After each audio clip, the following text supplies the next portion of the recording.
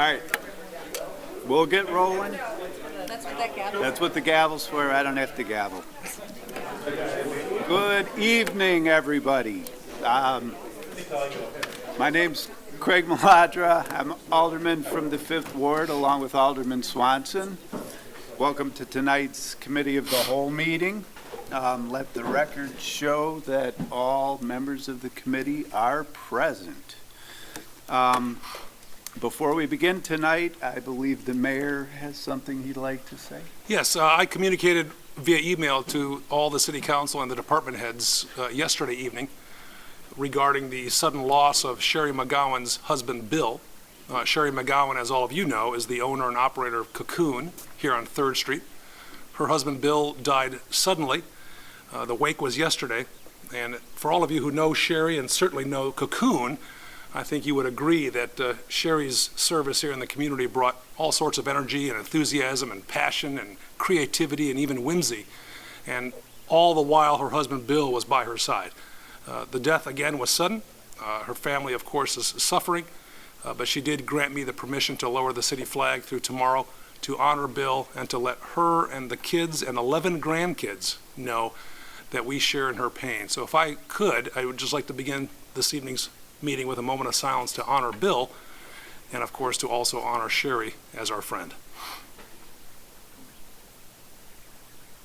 Thank you very much. Thank you, Mr. Chairman. Thank you. All right, moving on to item number 2, approval of Committee of the Whole minutes from August 14th. Do I have a motion? So moved. Alderman Marks, second. Alderman Swanson, all in favor? Aye. Aye. Any opposed? Okay. Items of business. Item 3A, an application for a Class B3 liquor license for Craft Urban opening at 211 James Street. Motion? So moved. Second. Bruno and Marks. Tonight we have 2 people from Craft Urban, Bernie and Francisco. You want to come up and tell us about your place? Sure. Good evening. Good evening. Good evening. Thanks for having us here. So Craft Urban is going to be a contemporary American restaurant. We chose Geneva just because of the whole feel of the way the city is. Working in Chicago for the last 20 years, I wanted to go someplace that was close to home, that was going to be able to create this neighborhood restaurant that was going to focus on local and sustainable ingredients and in a share place environment. Like I was telling Mr. Mayor, what kind of food is it? We call it dad food. It's food that you want to eat every single day. It's not going to be heavy. Nothing's going to be from the deep fryer. It's going to be everything from a beautiful pot pie in the winter. We're already working on a Thanksgiving menu for this year because we want to throw our hat in the ring for the special menu for Thanksgiving. So it's going to cover that whole gambit. Craft cocktails, craft beers, and small batch wines. Awesome. That's great. Alderman Bruno. Thank you, Mr. Chair. So where can you tell the public, for all the millions viewing, where are you located? We're located on 211 James Street, right down the street over there. Right We're the behind white building. All Chocolate Kitchen, behind Yes. All Chocolate. Correct. In the old notch space. Yeah. Is where we're going to be in. So. And when are you? Well, you're talking about Thanksgiving, so you're. Sure. So demolition is done. Right now we're in the process of rebuilding what was the old notch space. So we've taken down a couple of walls.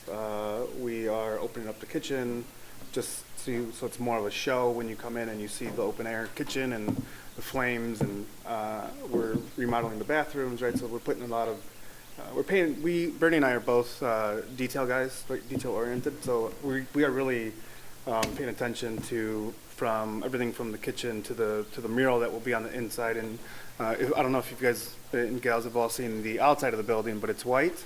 It's primed right now. It will remain white. It's going to be an eggshell, but then we, are working with some pretty cool artists from the city of Chicago that are going to come and give us, a nice mural on the outside. Nothing too bright, but then on the inside there'll be a wall that's about 27 foot long that's going to be white, and you're going to see a mural, right? So craft meaning that we're focusing on the food, focusing on the cocktails. Urban meaning that we're bringing the urban experience out to Geneva, right? So I've worked in the city for the past 14 years or so, and one of the things about my wife and I, anytime that I have to go back into the city for dinner, I feel like I'm working again, right? So we want to bring something that's in your backyard that you can enjoy quality food and quality cocktails with a pretty cool ambiance. So, We're looking at the first week first week of of October. October. Thank you and good luck. Thank you. Hi, I'm really excited to hear that you're opening up your business in downtown Geneva. When I go out to dinner in the city, it's because I'm looking for some good vegan food. Are you going to have any vegan options on the menu? Well, I don't know if Mike Simon mentioned. When I left the city, I opened up a small business. You guys might have heard of something called CrossFit. You see that crazy exercising on Yeah. TV.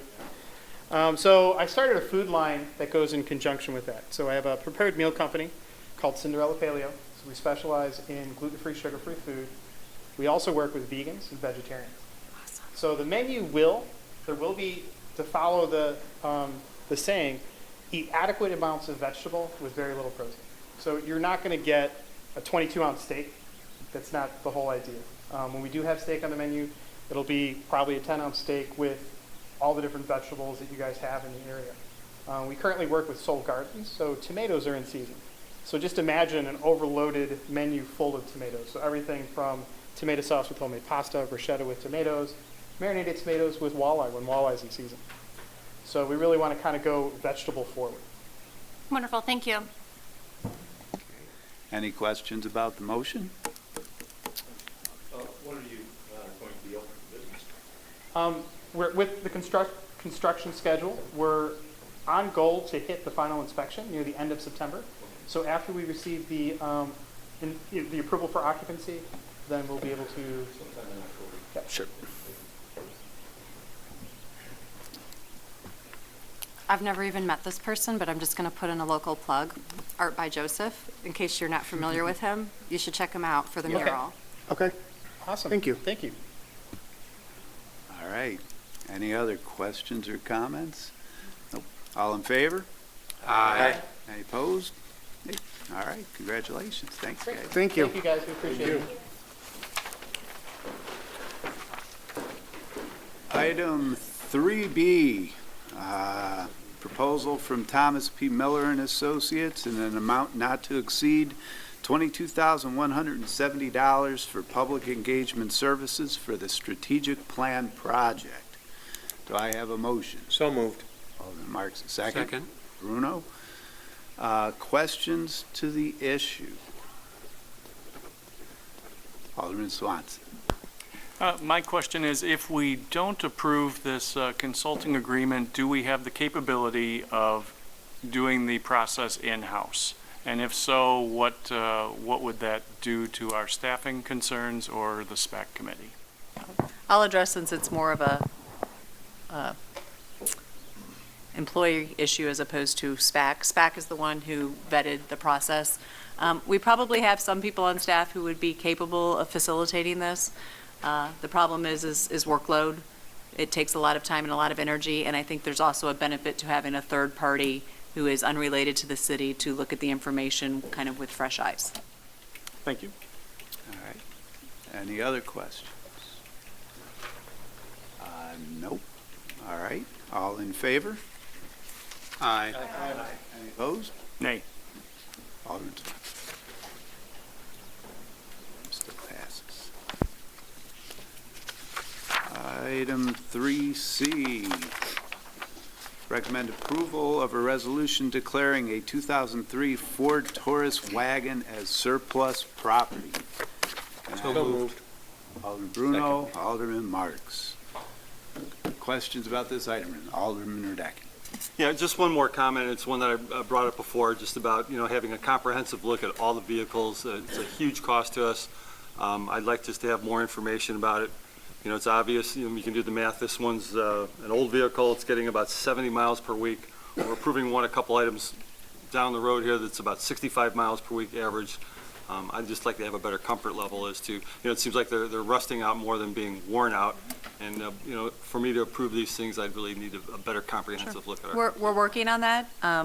I anticipate that it'll be ready more in time for the next budget discussion because we've been without a facility maintenance supervisor since April. And now we have our facility maintenance technician, one of them has resigned to move on elsewhere, so we're still very short-staffed, but we are gathering the information. But ideally, we'll have it all ready for budget time because this year we were working on the premise of what was approved in this year's budget. Can we set like a, Well, the set a budget- date certain the- that we're going to shoot for? I would say sometime when the budget starts is usually around November, so hopefully by the strategic plan workshop, we would be ready for that. Thanks. All right, any other questions? Comments? All right, all in favor of the motion? Aye. Any opposed? Oh, item passes.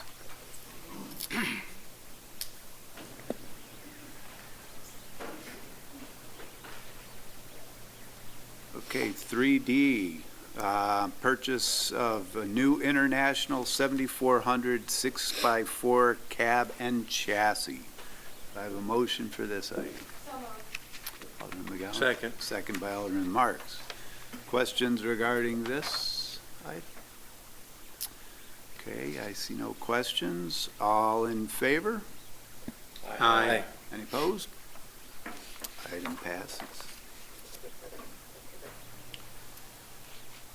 3E, now we have to do something with the cab and chassis. Authorization of Auto Truck Group to build a dump and plow body on the 7400 6x4 cab and chassis. Do I have a motion for this item? So moved. Second. Kilberg and Alderman Marks. Do we have any questions about the item? None? All right, no questions. All in favor? I'm sorry, Alderman McGowan. Gee, microphone. Rich, would you mind just kind of explaining why there's a cost of $68,000 plus to, it seems like, to modify this truck? Like, why is it so expensive? The $68,000 price tag is actually the build-out cost for the cab and chassis. The previous agenda item was the purchase of just the cab and chassis, so you're basically buying the frame, the receiving frame itself, the engine, the transmission, and the crew compartment through the Illinois State bid. And this is actually building out the central hydraulic systems, adding the plow to the front of the truck, the dump body, all the various controls that operate those hydraulic systems, as well as the plow itself and the spreader box. And I imagine these upgrades are under warranty. Like, what are we getting for this, as far as extending the life of this brand new vehicle? In times past, the vehicle of this type was spec'd out for a 10-year lifespan. In other words, every 10 years, it was anticipated we would replace it and send it on down the road. So standard steel was used, for example. With this specification, we're specifying stainless steel, which will last out approximately 15 years. So in essence, what we did was, right now, we are keeping trucks for 15 years. And they are taking extensive maintenance to keep them running for a 15-year period. This truck is being purpose-built and spec'd out from the get-go for a 15-year life cycle. Stainless steel, the hoses and tubes, for example, that carry the hydraulic fluid through, where I don't know who made the comment about vehicles rusting out. This truck its primary purpose is to haul slop from main breaks and then to act as a plow truck during the snow season. Running these trucks in a snow event with the salt brine and everything else is highly corrosive. And we don't always have the luxury. Now, last winter we did. It was an aberration. But in a typical winter where these trucks could be going out day after day after day after day, they're not going to get the opportunity to get run through a car wash and get cleaned out and get that corrosive material off of them. So by speccing out stainless steel, which is highly resistant to the corrosive forces of salt brine and the other materials that we utilize for snow removal operations, these items won't rust out. And we're actually following the lead with other agencies that have started converting their plow trucks over to stainless steel piping and dump bodies, again anticipating that 15-year life cycle or more. Regards with the warranty, you're looking at the standard 12-month, 12,000-mile warranty. These trucks are not, they're not going into a factory service tech. That's why we have a fleet maintenance system internally ourselves. So other than your standard build out and going through the punch list inspections, and we do this before there's anywhere from 2 to 3 inspections of the equipment before we take delivery. You have what's called a pre-paint inspection, where after everything is built out, our fleet manager and usually the superintendent will go out to the factory. They'll run it through its paces, make sure that everything is working the way it's supposed to, that the hydraulic system is getting up to pressure the way it's supposed to, that there's no leaks. Then they paint it, and then we do another post-paint inspection to again make sure everything is working before it's delivered. And then once it's delivered, again, we run it through a third inspection once it's on site. And then you go through the standard warranty. There used to be options where you could take out extended warranties for like the transmission, but Allison doesn't, well, I shouldn't say they don't, they're just not as cost competitive as they used to be. It's probably the more appropriate way of putting it. Okay, thank you. Great. Any other questions? All right. All in favor of this motion, say aye. Aye. Thank you. Any opposed? Item 3F. Recommend a bid to CE Power for Kesslinger Road and Delnor Substation maintenance. Could I have a motion, please? So moved. Alderman Marks, do I have a second? Alderman Ruby. Questions for the motion?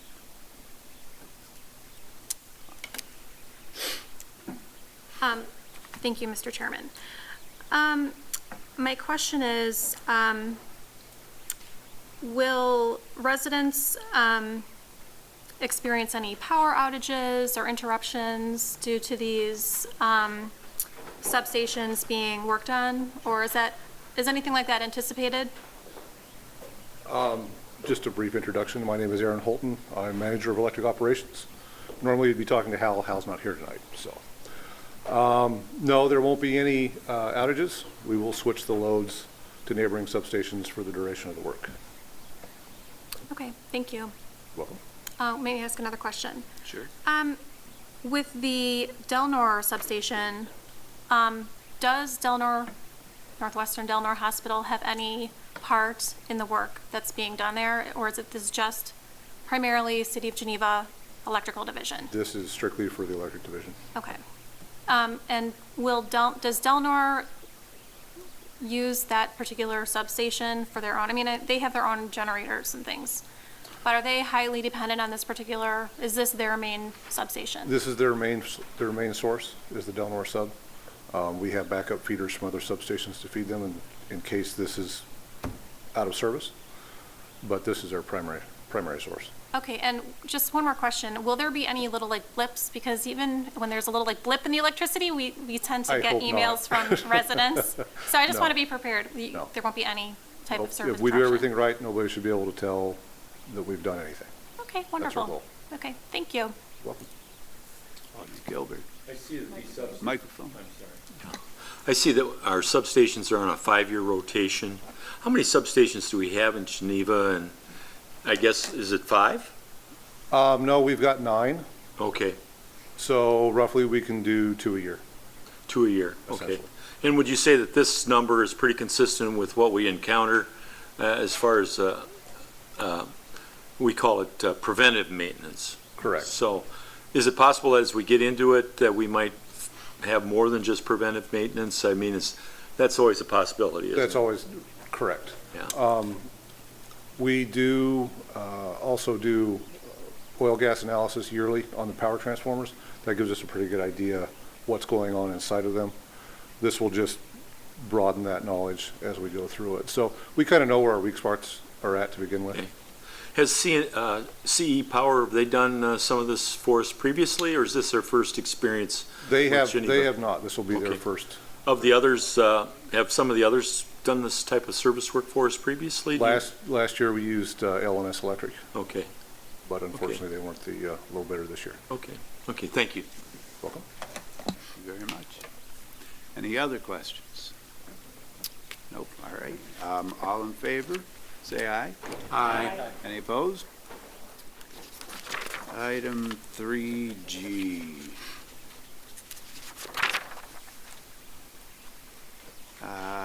Utility easements for St. Mark's Episcopal Church. Could I have a motion, please?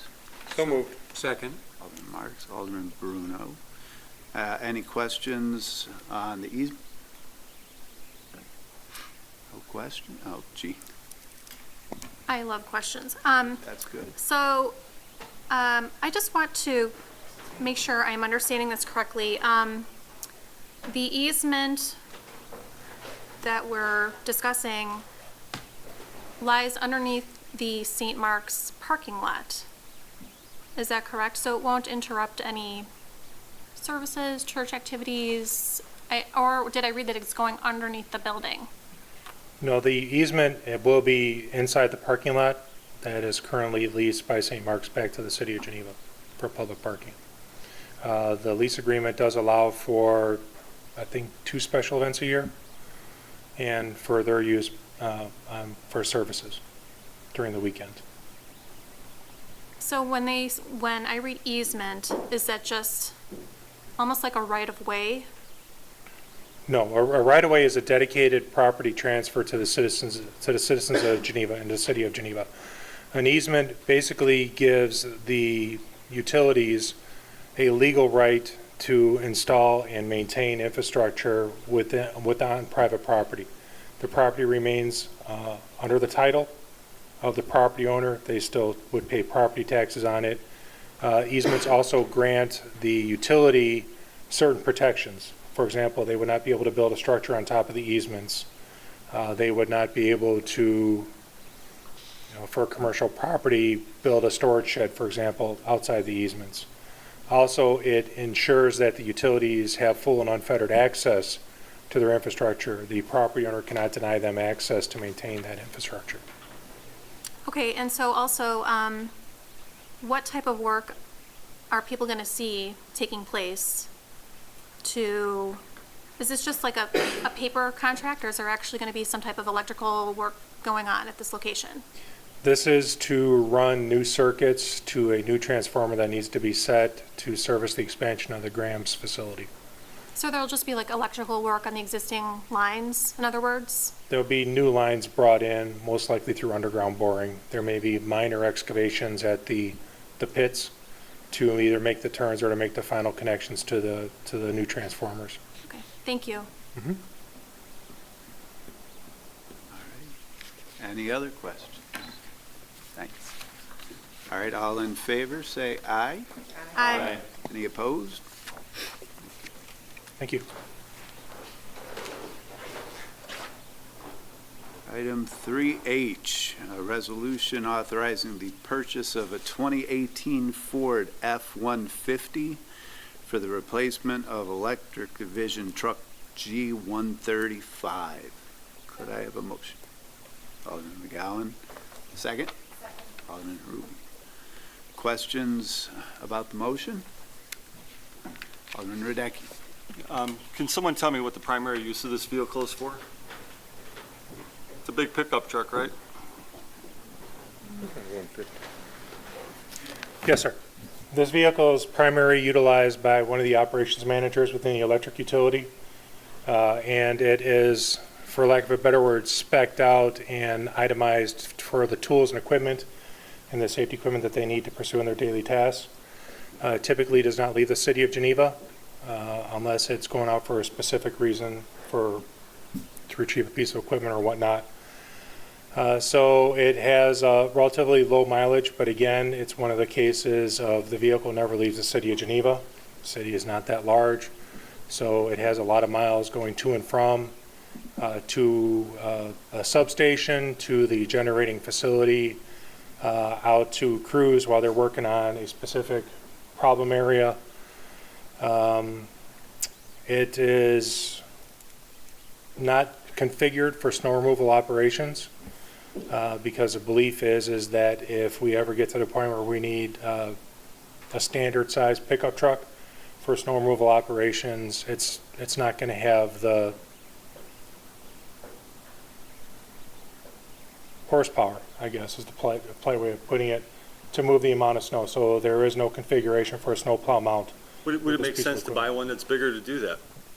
Well, that adds cost. Right. But And if we're trying to be reasonable in the expenditure of the ratepayers' money.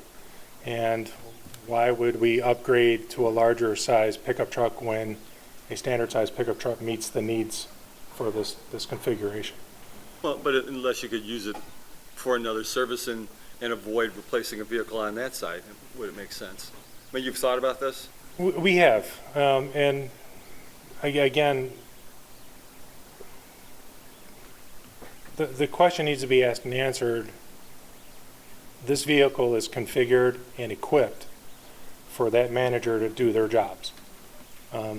That particular manager has a certain set of safety equipment that they need to have readily with them. So if we are going to make it a multi-purpose truck, like say an F-350 that's assigned to the street division, it's not just a simple matter of taking out, a hard hat and a pair of gloves. It's the hard hat, it's the pair of gloves, it's the insulated mat, it's the high voltage insulated mat, it's the rubber insulated gloves that are kept inside a storage container.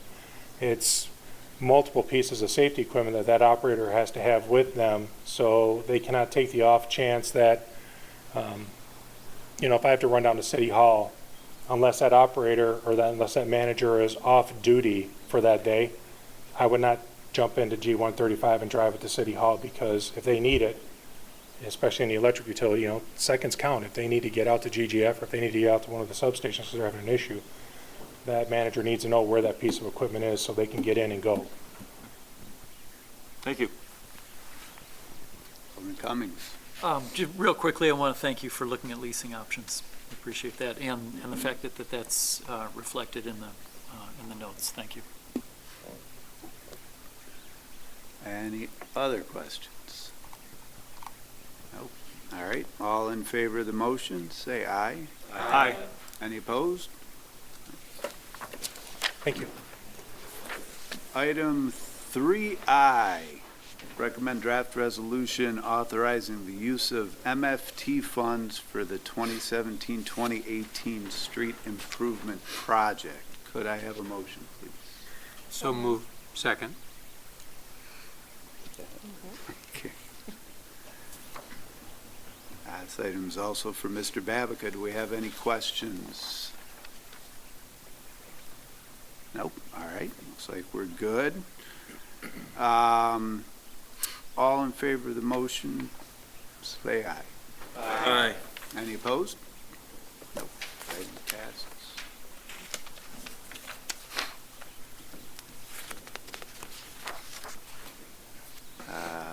Item 3J, draft resolution awarding bid and contract to Hoare Construction in an amount not to exceed $178,085.20 for 2017 sanitary sewer lining program.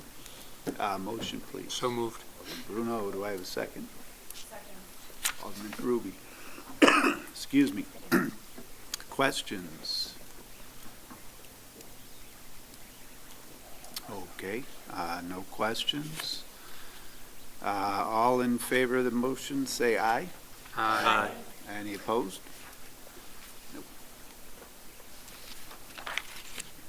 Item 3K, 3-year contract for biosolids disposal by land application. Estimated cost, $151,200. Do I have a motion, please?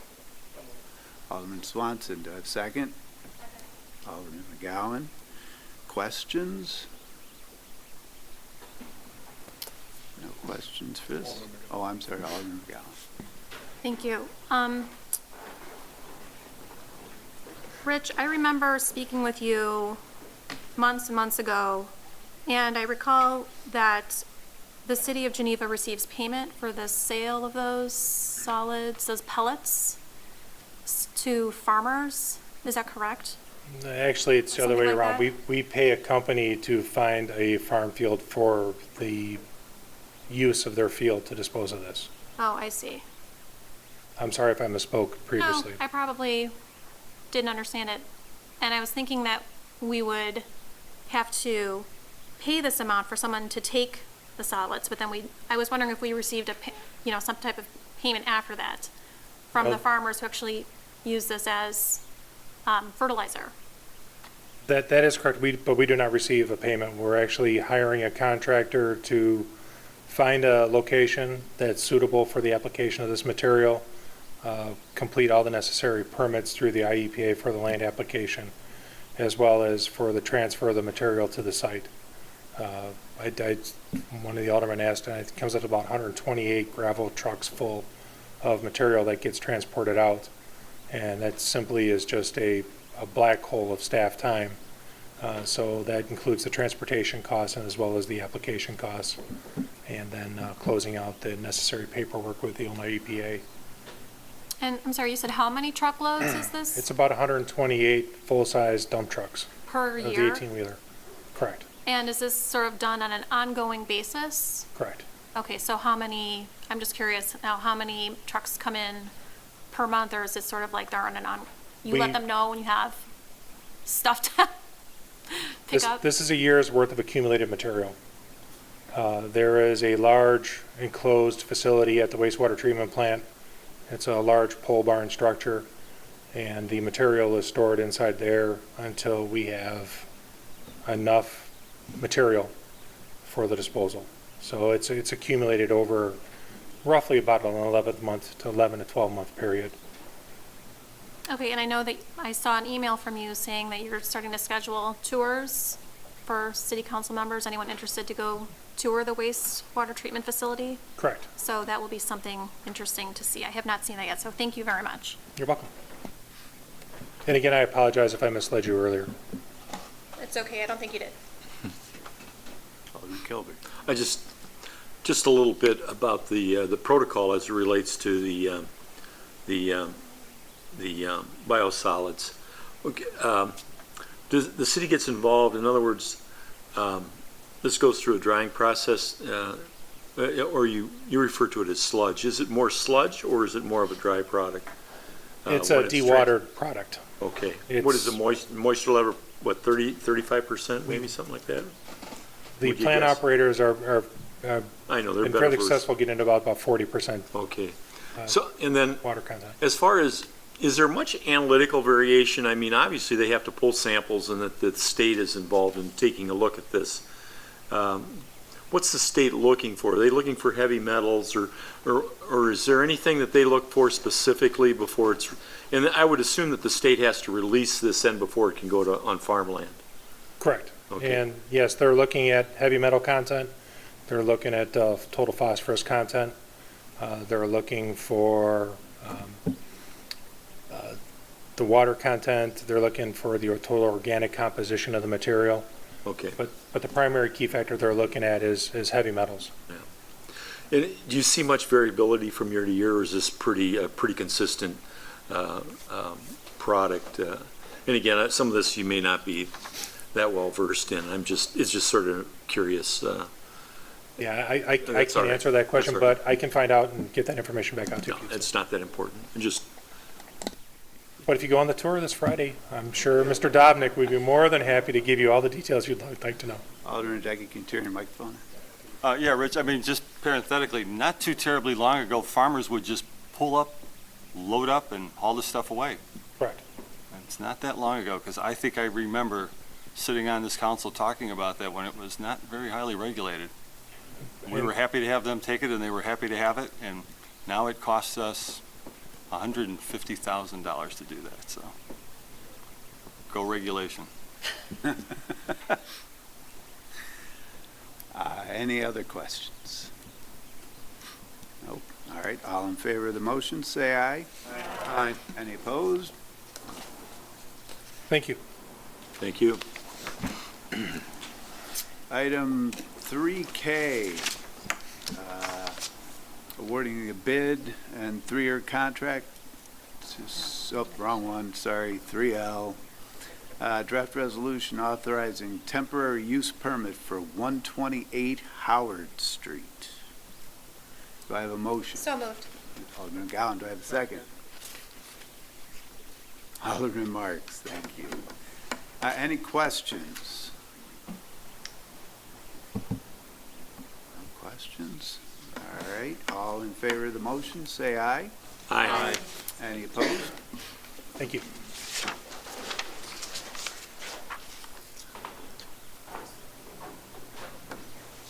Item 3M, recommend approval of an ordinance amending Title 4, Chapter 2, Liquor Control of the Geneva City Code. Do I have a motion? So moved. Alderman Marks, a second. Alderman Ruby. Any questions about the changes we're making here? Alderman Marks. Maybe it's the mayor that answers this, or Stephanie, I'm not sure which. When you bring your own liquor, who's responsible then if an underage person is served? I didn't see that. Is it the person? I mean, I would imagine that the restaurant has to uncork this, is what I'm thinking. Do Correct. they check IDs Correct. at that? So it's still, They're still required to have the Bassett training, check, so they're Right. actually responsible They're if still someone at responsible. that table is underage drinking it? and they're still responsible for making sure they're not overserved, Okay. even though they're serving themselves. That was my next question. That's why there's a limit on how much you can actually bring. That's what I thought, but I wasn't sure. So that Bassett training, it still lies with the restaurant or the shop. Thank you. Alderman Radecki. So I read through this a couple times, the major change, they didn't have to be Bassett trained before? No, and the bring major their own- change is we had a license for restaurants, Right, but we did not have a license for public accommodations. The statute allows for entertainment venues, anything that's a public accommodation, to be able to have BYO. So this clarifies, so now there's a license for if you're a restaurant serving food but don't have another license, or if you're not a restaurant, so you're not required to serve food. So if you're a dance studio or okay, some other kind of establishment, you can also have BYO. okay. But I guess my question then, simply put, is Bangkok, will this change them? Will they now have to be licensed? Is this a They change in business for them? technically should be licensed now. Right. They're currently on the books is a license for restaurants for BYO. So that is not a change. What it did is it added the license for non-restaurant uses. Okay, thank you. Any other questions? Okay, no questions. All in favor of the motion, say aye. Aye. Any opposed? Brings us to item 3N. Mr. Chairman, may I just make a brief comment prior to discussing item N? I want to say publicly to the council and to the staff, and in particular to all those tuning in and those of you joining us this evening, the volume of questions asked by this council to our staff and the responses provided are impressive. I can't recall a time when the deep dive in every packet is such, and the questions are thoughtful and forward-thinking, and the staff provides the information so that when we do gather, we have that information available to make good decisions. And I know specifically from department heads that they appreciate that sort of curiosity and inquisitiveness. And I just wanted to give everyone my accolades and thanks, because and as all of you are not probably aware, when one alderman asks a question, all the council receives the answer as part of our policy. So we're all benefiting from that curiosity, so thank you to all of you. It's certainly been helpful to me. Thank you. Thank you. You're welcome. All right, policy discussion regarding short-term rentals. Policy discussion only, we're not looking for a decision, more like looking for direction, as we do on a number of other items. Stephanie, you're ready. Good evening. So kind of how we've laid this out is I will present a relatively short presentation, giving you some background, some history, some statutes, ordinances, and I'd kind of like to go through all of that first, and then there'll be ample time to ask questions. I also have professional staff here if it relates to a particular area, so they can respond to that particular area, but I first wanted to give everybody the background. So I'm going to go relatively quickly, so if I'm going too fast, tell me to slow down. But again, I'd appreciate if we wait and have all the discussion at the end, and at the end, I do have a few questions on where we're looking for direction. So tonight, we're talking about short-term rentals. A little background. Back in 2015, looking at the strategic plan, there was a multi-departmental working group that was looking at specifically bed and breakfast regulations with the goal of reducing restrictions and aligning city regulations with state statutes. So there was this goal to perhaps increase the number of bed and breakfasts that we have here in Geneva. Currently, we have none. Our regulations are pretty strict on where they could locate. So when this came up, there also became questions about these short-term rentals. Short-term rentals, we're talking about things that are rented on platforms that you've heard of, such as Airbnb, vacation renters by owner, HomeAway, all of those types of platforms. So the Economic Development Commission met. They recommended that the city work to remove barriers for traditional bed and breakfasts, but they also suggested that we refrain from regulating Airbnb. Student government, we thought this was a topic prime for discussion. We always try to give them hot topics. So they had their mock city council meeting, and at the end of their meeting, they concluded that the city should provide more regulations for Airbnbs. So what's kind of happened is we've kind of moved away from this, let's look at bread and breakfast, to let's look at a bigger picture, which includes these short-term rentals. We've seen an increase in the share economy. That's the hip term, share economy.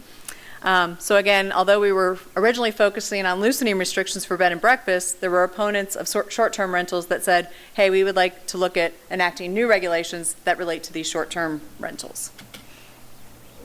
So we just made a short list of pros and cons. I'm sure there's many more on both sides of the aisle. Some of the pros are it provides a supplemental income for the homeowners, those that own the home and are renting out their rooms. They can make some money. We can use it as an economic development tool. It brings people to the city. They eat in our restaurants. They shop in our shops. They provide some influx. They're popular with business travelers. Business travelers maybe have to be in town for a day.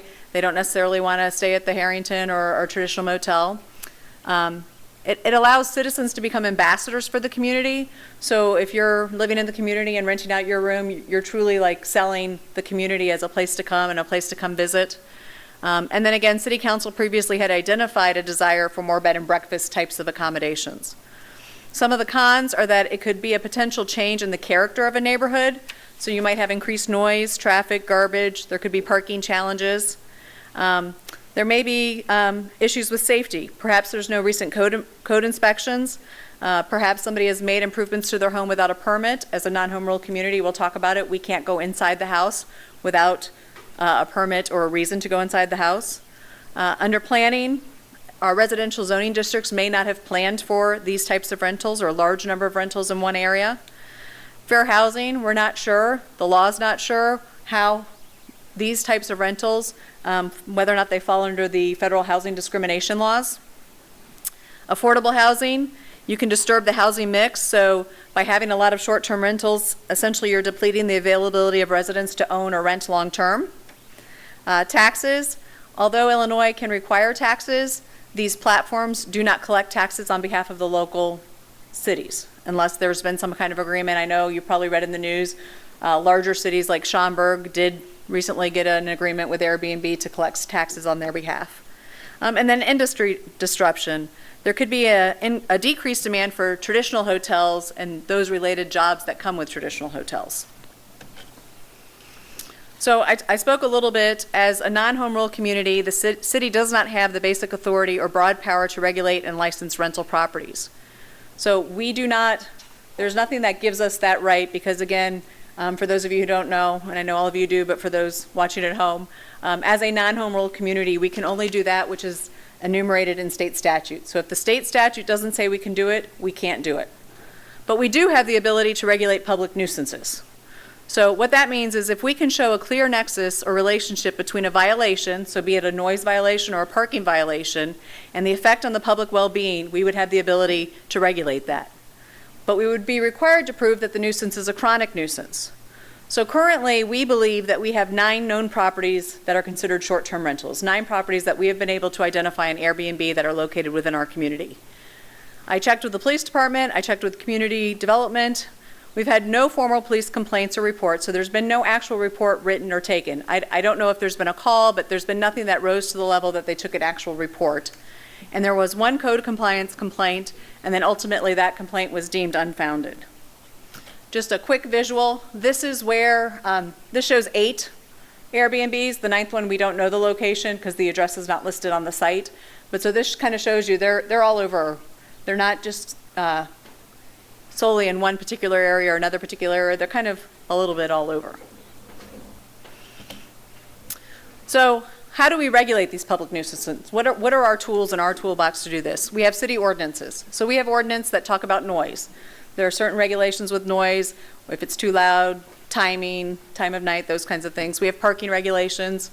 We have property maintenance, but that property maintenance extends to exterior maintenance only. So again, we cannot go into a building, but we can regulate the weeds, if the paint is peeling, those types of things, anything that's on the exterior. Life safety codes, really, in this particular case, again, this would only be if somebody were to get a permit, which would allow us in the home, then we could see if they have the correct exits and the correct that. But without that, we cannot get in the home. We cannot, even with probable cause, just say we got to come in your home. That, as a non-home rule community, we don't have that right. And then we have through zoning, through traditional zoning, what the property is zoned for. So when you look at traditional zoning, you've tried to figure out which definition in our zoning code do these types of properties fit into. So you look at, is it a hotel? So a hotel is defined as any building or buildings in which the public may, for consideration, obtain living quarters, sleeping, or housekeeping accommodations. The term includes inns, motels, tourist homes, courts, lodging houses, rooming houses, and apartment houses. It may or may not fit. There's debate. And we're not going to get into the nuances, but we'll talk a little bit, again, in broad general terms. So let's look at the definition of a boarding house. Well, a boarding house is a building or premise or portion thereof in which lodging is provided for compensation to not less than 3, no more than 12 persons, none of whom are members of the owner or operator's family. So when you're looking at a boarding house, you need to have at least 3, but not more than 12 renters or people staying there. So perhaps it's a bed and breakfast. A bed and breakfast is a house or portion thereof where short-term lodging rooms with meals are provided for compensation for no more than 8 consecutive nights per guest. For purpose of this title, a bed and breakfast inn shall have no more than 5 rooms available for boarding overnight guests. The operator of the inn shall own and reside on the premise. Bed and breakfast establishments shall not include motels, hotels, boarding houses, so the 2 definitions we just read, or food establishments. So there's a lot of debate whether an Airbnb is a bed and breakfast. It gets more confusing because the Bed and Breakfast Association will tell you that Airbnbs are not bed and breakfasts. So, and the state statute specifically defines what a bed and breakfast is, and so there's argument that, again, Airbnb doesn't fit under that definition. So then we go to our last definition, which is a home occupation. So a home occupation is a gainful occupation or profession carried on by an occupant of a dwelling unit as a use which is clearly incidental to the use of the dwelling unit for residential purposes. Only members of the family occupying the premise shall engage in the home occupation, and except as authorized by special use permit, the home occupation shall be carried on wholly within the principal building. And so let me clarify what that means. If it's happening within the home, it doesn't need a special use. If it's happening in an accessory building, then it would need a special use permit. No more than 1 vehicle associated with the home occupation shall be permitted on the premises. Home occupations shall be allowed as an accessory use within the principal building or as a special use within an accessory building, and only in residential zoning districts. That's part of the special use. So right now, we kind of treat these as a home occupation.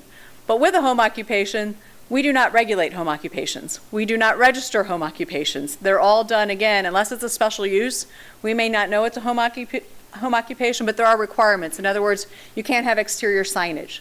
So you can't have a sign in your yard that says, you know, I'm Johnny Phoenix Photography. That would be a violation of the home occupation license. So we look at those types of things. So then we go to the state. What's the state doing? Certainly, we've seen this increase in the shared economy. This can't be a Geneva issue. I'm sure if any of you have read the papers lately, we know it's not a Geneva issue. It's a Chicago issue. It's a San Francisco issue. It's a Schaumburg issue. It's a Lake Bluff issue. It's, you name it, somebody has touched this. So the state is now getting into the game. There's proposed legislation out there, Senate Bill 1735, which currently is, my understanding is they're looking to bring this up during the veto session. So right now, It's not moved along in the process, but it is out there being talked about. City of Chicago has already signed off on it. But essentially, the purpose of this legislation is to promote access to short-term rentals. So what it would do is it would limit local government authority to prohibit these uses, or to specifically target them for regulation, and to promote property owners' access to platforms for offering their properties as short-term rentals. It further goes on to define what a short-term rental is. So it defines a short-term rental as a single family dwelling or a residential dwelling within a multi-unit structure, so that could be a condominium, an apartment complex, something like that. And it's rented for a fee for less than 30 consecutive days. It does not include a unit that is used for any non-residential purpose, so no commercial buildings. It does not include a bed and breakfast. And it does not include transient accommodations, including hotels and motels that are not classified as residential property for real property taxation purposes. The bill goes on to say what a unit of local government may not do. So we may not, and again, this is proposed legislation, this is not currently in effect, we may not enact or enforce an ordinance, regulation, or plan that has the express or practical effect of prohibiting short-term rentals. We may not restrict the use or regulate short-term rentals based on their classification, use, or occupancy, and we may not regulate the operation of a short-term rental marketplace except as they provide in the Act.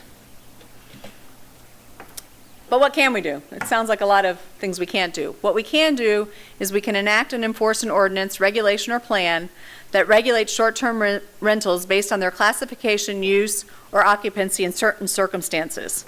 In order to do that, you would have to demonstrate that the ordinance, regulation, or plan is necessary to achieve the primary purpose of protecting public health, including safety, fire, business, building codes, health, sanitation, traffic control.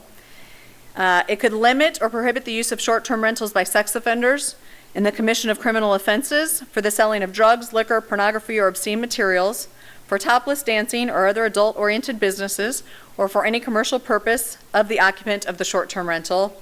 And the ordinance could also apply sales tax and fees to short-term rentals at the same rate and the same tax base as the commercial transient lodgings, such as hotels. A local government may also establish a short-term rental registry. So in other words, if you were going to operate this out of your home, you would have to come register with the city. We can charge a fee for that registration related to the cost of maintaining that registration, and we could impose fines if the operator failed to register with the city that they were operating a short-term rental. So tonight, we have a couple policy questions, and then on the last page, a couple of direction or kind of recommendations. So the policy questions are: what are the desired conditions and policy goals for short-term rentals? What is the city council wanting to do in regards to this type of property? Are we looking to just be able to register? Are we looking to be able to actually regulate? Or are we looking to be able to tax? Or perhaps we're looking to do a little bit of everything. Again, within our constraints or within the constraints that may be imposed upon us later. So we came up with some recommendations, and right now it would be to follow the Senate bill, which may ultimately dictate what we can and cannot do.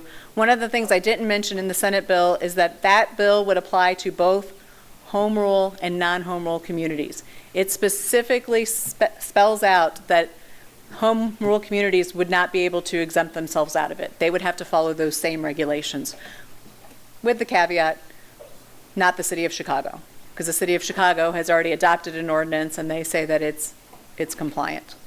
To continue to address complaints against short-term rentals through our code ordinances. So by that I mean continue to use the codes that we already have on the books.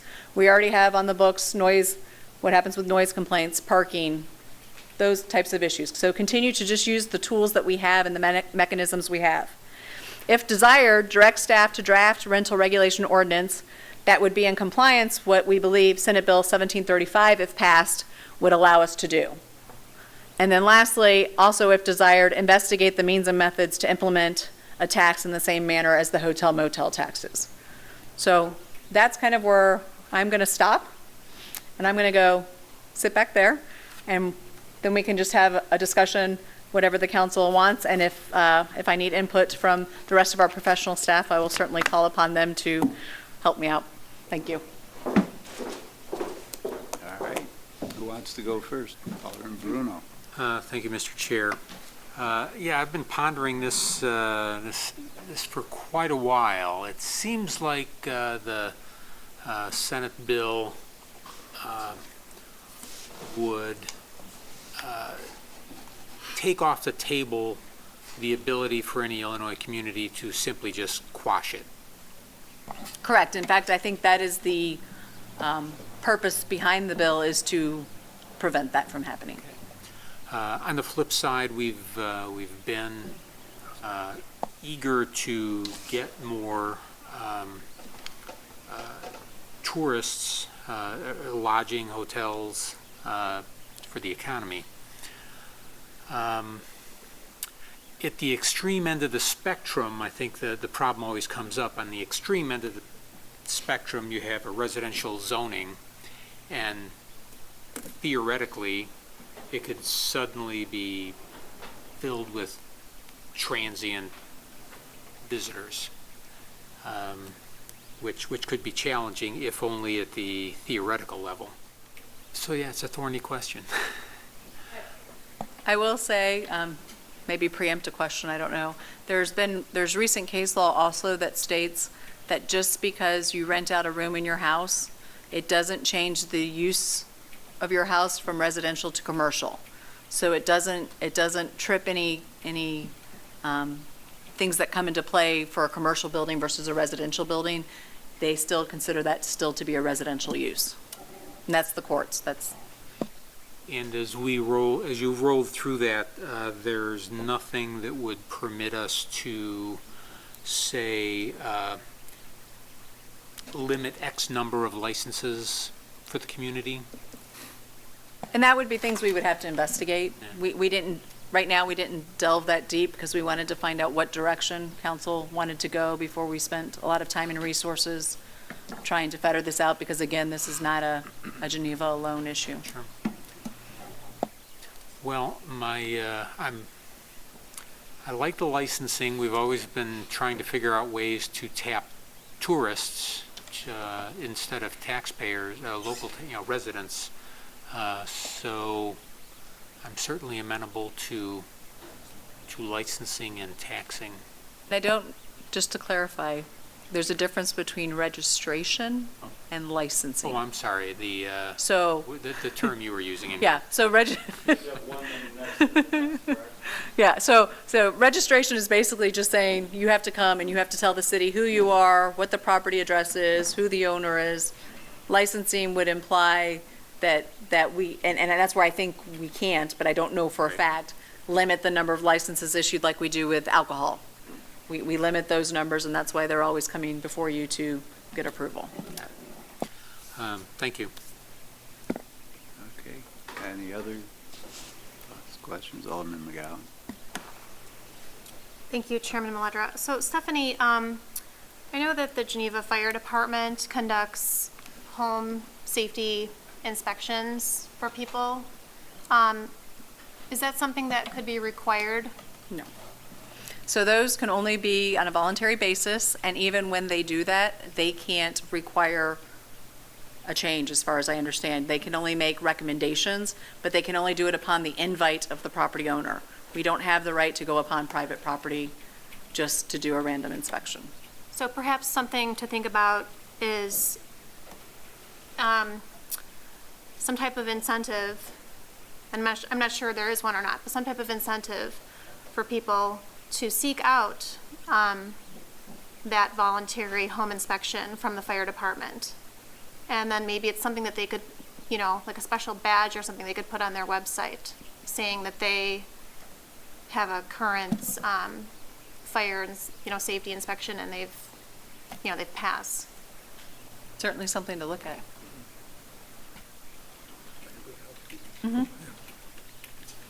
Alderman Radecki. Well, I guess it probably makes sense to me, at least at this point, to see what happens with Senate Bill 1735.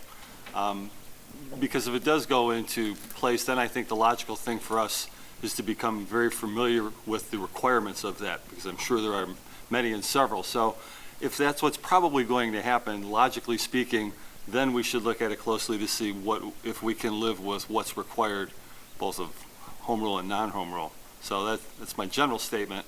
My question is, have we had much interest with people approaching the city to open B&Bs? I don't believe that we have, and I think partially, and I'm just looking to make sure I get, okay, so no, I'm getting concurrence. I think partially might be because of the restrictions that we have in our code. They have to be within a certain distance of 31 or a state route. They have to be so I think we're so limited on how we've restricted it that people aren't encouraged to. Right, because as I recall, the last time somebody had approached us about this, there was a vigorous discussion by people not only in the immediate proximity, but quite far away, voicing concerns about that. Correct. So, And it was ultimately approved and then never went came through. to fruition. Right, okay, thanks. Alderman Gilbert. I guess my major concern relates to safety, and if we have accommodations in the basement of a home that doesn't provide some type of direction as it relates to exiting the facility if in fact there's a fire, I think it's problematic. I mean, you know, if we got an office building in Geneva, an office where people come to work on a regular basis, everyone is familiar with the surroundings day in and day out. By ordinance, we're requiring that office to have exit lights and smoke alarms and a lot of the things that are just common sense. But a B&B can open its doors and with essentially no attention given to exits. You know, you go on a cruise ship, there's drills, could we require B&Bs to have some type of a drill or information or instructions that are given to the residents on how to exit the building if in fact there's a fire?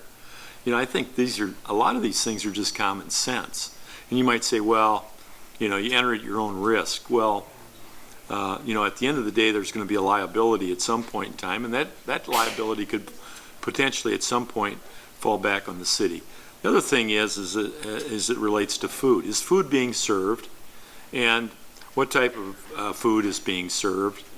If you go to the Holiday Inn or you go to the Comfort Inn, they're subject to a lot of regulations as it relates to food service.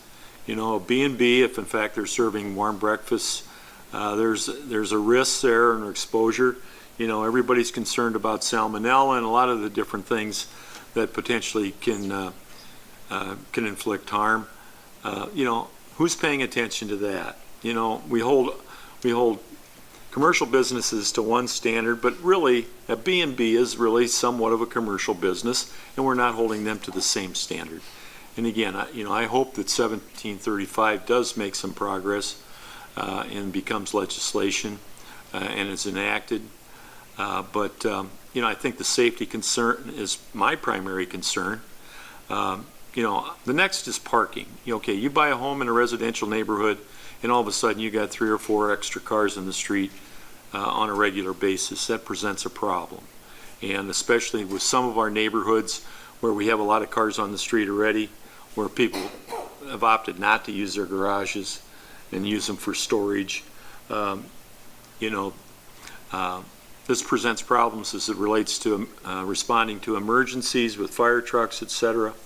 A lot of our streets in some of our neighborhoods are very narrow already, and we put, you put additional cars, it's problematic. I think the revenue piece, the city can use revenue, but I guess I see this as really here the internet again, influencing local government, where essentially there isn't any taxation piece that comes into play as it relates to the city of Geneva. They're taking advantage of our efforts to generate tourism in Geneva, but they're not contributing back the same way that the Comfort Inn or the Harrington, and the things that our Chamber of Commerce are doing to promote the city of Geneva. I just see it as an inequity and something that, I believe in free enterprise, but I think as a part of free enterprise, you got to carry your weight and pay your fair share as well. And,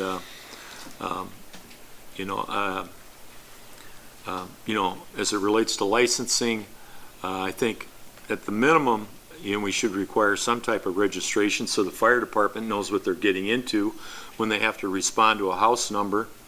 And, whatever we can do as far as licensing, at least that would generate some revenue for the city for commercial enterprise.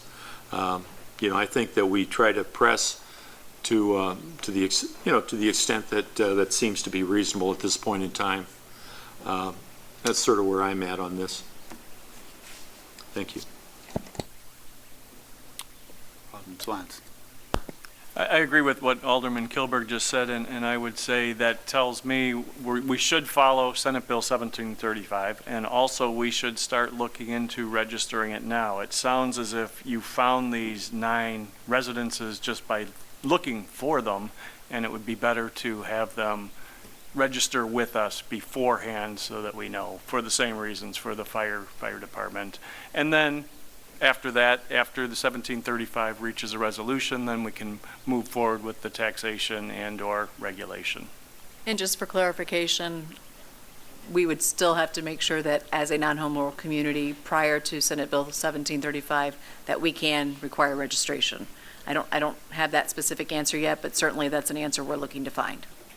What's the big delineation between Airbnb? I mean, we have 8 of these right now, 9. We just don't have the. What can you? I mean, I've just looked it up here to try to get a little information quickly on Airbnb. What is the major differences between a bed and breakfast and Airbnb? Wherein lies the rub for us in these two? Again, I think that's the million-dollar question. What I find is that state statute specifically defines what a bed and breakfast is. Now, that doesn't necessarily coincide. It may coincide with 1 or 2 of these rentals. 1 or 2 of these rentals may meet that statutory definition, but then there may be 5 other ones that don't meet that statutory definition. And then, as I was saying, if you look at the associations that kind of regulate bed and breakfast or help promote them, they don't consider Airbnb as a bed and breakfast. So I believe that's why the statute or the Senate bill is looking to specifically define what these are, because this is the problem we're running into. It just looks like Airbnb is skirting a lot of regulation. Yeah, it ultimately comes Get your down. 3rd bedroom and rent it out through Airbnb. It ultimately comes down to probably litigation. And again, that's what we've seen. We've seen Airbnb very forcefully litigating their right to operate the way they operate. Any other thoughts, questions? So Alderman Kilberg was referring to B&Bs, but again, our B&B process is highly regulated, it sounds like, so much so that we don't even have any right now. In terms of food, do we regulate food prep for B&Bs? If we were to say that B&B on Route 31 would have gone Yeah, I don't know forward, that the was food there- prep falls in our realm. I think that's a county. The county okay. would come and inspect that. But there is some kind of Yeah. regulation. So we have there. some regulations. Right now, it's more of our restrictions are on location. And then there's the question about whether or not they're required to be sprinklered. They have to be owner occupied. So yes, there are more requirements right now for a traditional bed and breakfast. And there are basically no requirements for an Airbnb. And my understanding of Airbnb would be food is the one that jumps out at me from a bed and breakfast. I mean, I go to a bed and breakfast, I'm assuming they're going to serve a pretty nice breakfast the next morning, perhaps a nice tea. I mean, Airbnb is a very casual way of getting a room for the night, and food might be included, but as I it's say, not some may required. offer, some may not. I mean, I like the sharing economy, and that I like the thought that visitors to Geneva have another way to experience our town, and that they, if they can't afford, the Harrington, or it's booked, or they want a different experience, that they can get that through an Airbnb or vacation rental by owner.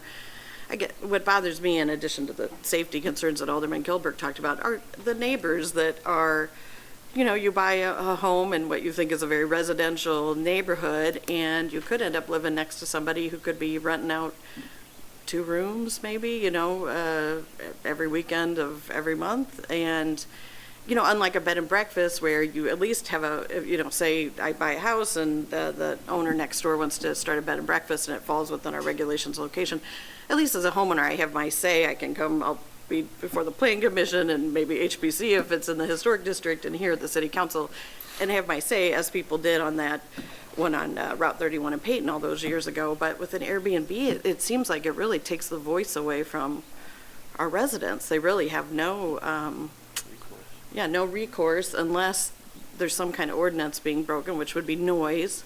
Alderman Bruno and I have dealt with our noise ordinance. I would imagine it would be hard to break our noise ordinance through just a rental of a room. Parking, we don't regulate parking much. We can't really, we've dealt with that. We've had people say, well, this, even just my neighbor has 6 cars. Well, they have 4 kids and they have 6 cars. We can't do anything to say, each person only gets 1.5 cars, right? So yeah, it's a thorny issue. I guess my hearing is 1735. To me, it doesn't seem like a helpful ordinance to us in a way. To me, it sounds like it's taking away what we can do. It certainly, I think we might want to wait and not invest too much more time into this before we see what is going to happen to And I it, think but- that's why it's our recommendation. It's not that we see 1735 as being the answer to all of your concerns. guidepost. In fact, what it will do is it will limit and tell you what you can and cannot do, period. I have a guest who is funding any lobbying efforts behind Senate Bill 1735, and it's not, So, can have any aldermen up here heard, it sounds like we don't have any police reports, but I know a couple aldermen have heard from residents. Can I hear what the complaints are from any residents who have lived near one? Thank you. There have been multiple complaints in my ward, in my subdivision in Geneva East, mainly about the number of people in the home, the number of cars on the street, and even the cost. And I don't know, I haven't fact-checked anything, but the complaint is $30 a night is all that is being charged, and I think that's a little bit of a red flag about what kind of clientele you might be getting.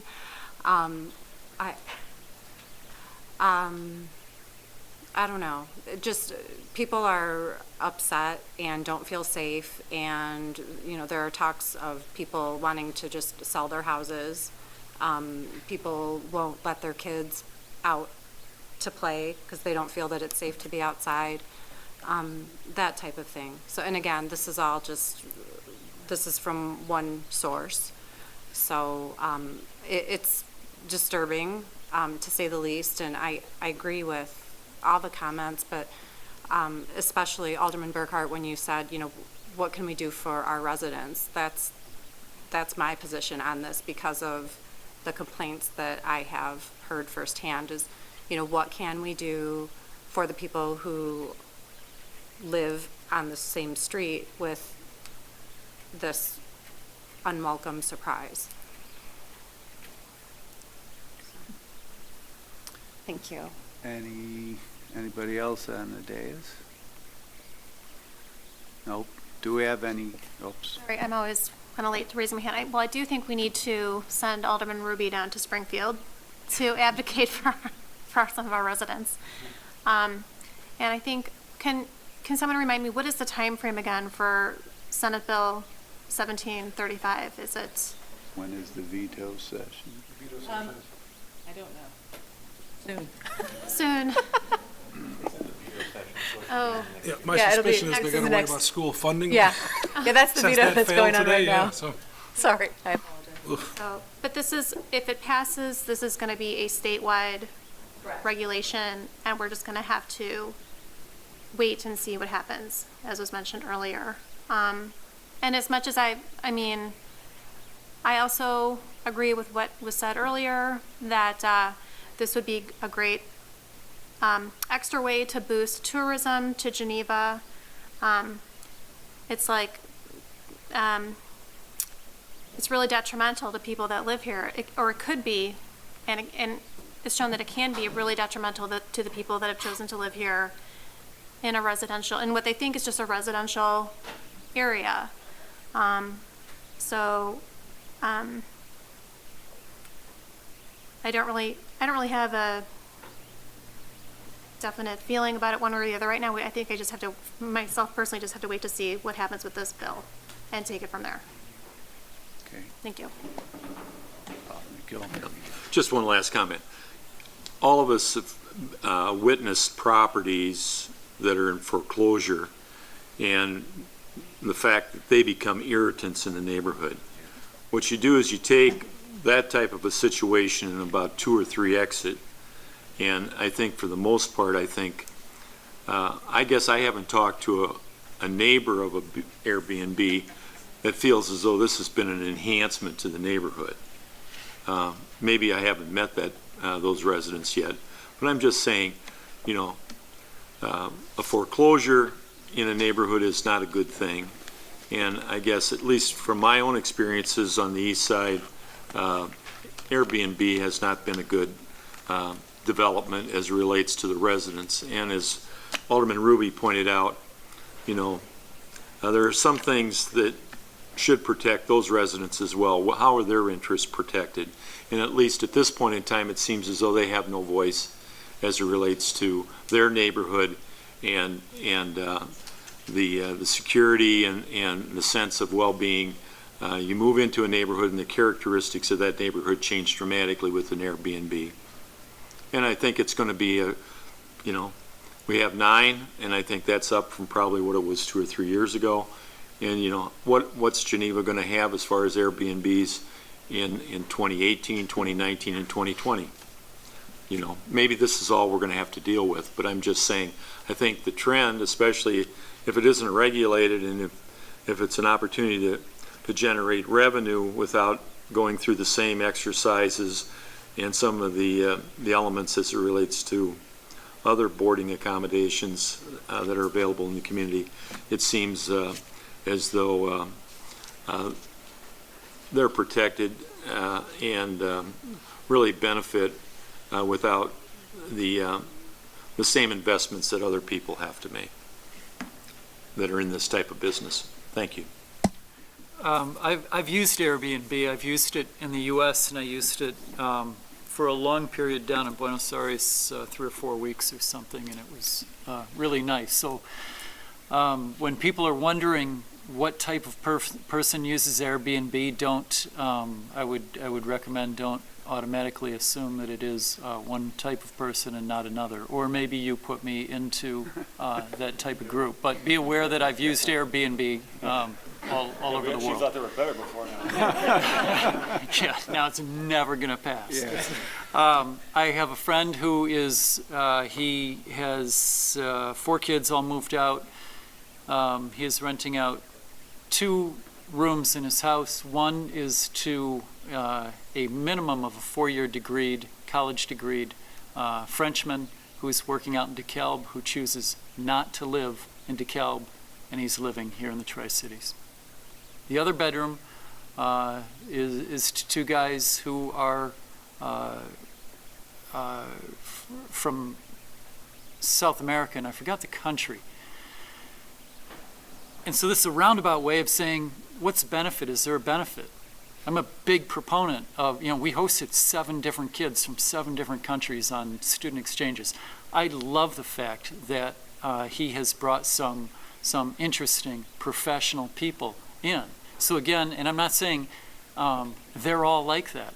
What I'm saying is, remember, there's a wide range of people renting places for a wide range of reasons.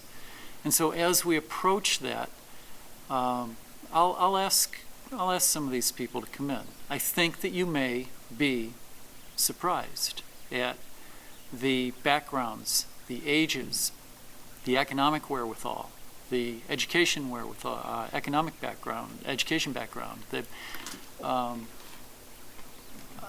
I think that is an enhancement to an area. I know that that's arguable too. But again, it's a wide range of people using the properties for a wide range of things. Thank you. Stephanie, did you say that we can or cannot even register Airbnbs. Now, we're looking into We're whether or looking not into we that can. because I'm not positive at this point, and again, until we had a little bit of direction, we didn't want to go full steam ahead, so I'm not clear, but we're certainly, that's one of our recommendations. Let's see what we could do now, but we also want to make sure whatever we would do now wouldn't be in conflict with the Right. Senate bill, because then we would just have to rescind that. Alderman Bruno. Thank you, Mr. Chair. Stephanie, would it be inappropriate to share, I like the bullet points in here. Would it be possible to share that? We actually have a practice that we post all of our PowerPoints on our website. Great. So it'll be posted likely tomorrow, and then you can share away. That's all I need. Thank you. And this is also being recorded, so it'll be on YouTube.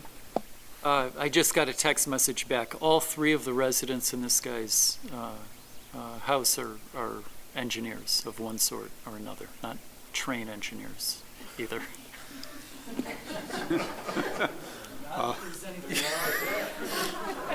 We're going to have the UP here next week. Alderman Ruby. Third rail's coming right by. There we go. I feel I need to apologize and retract my comment. I wasn't meaning to be judgmental. I will speak only for myself in this statement in saying that I would not be comfortable staying somewhere that was $30 a night. That's all I was trying to get at. And also, Stephanie, I just wanted to verify, tonight is the first time I've heard that there have been 0 police reports. That is correct. I did just, again, last week verify, I gave them all of the addresses and asked, are there any, and there were no police reports. So I would like to take a moment to encourage anyone who is upset with something or sees something that makes them uncomfortable in any way to contact the police. Commander Nash I have met with, and she has specifically said, call me if you see anything.